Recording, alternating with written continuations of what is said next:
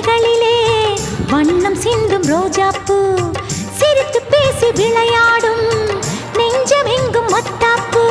இன்னும் மந்திவானில் பச்சை கிளி கூட்டம் என்ன சொல்லி பறக்கிறது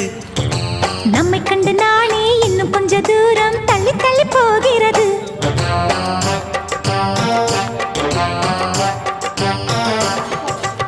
எங்களின் கதை கேட்டு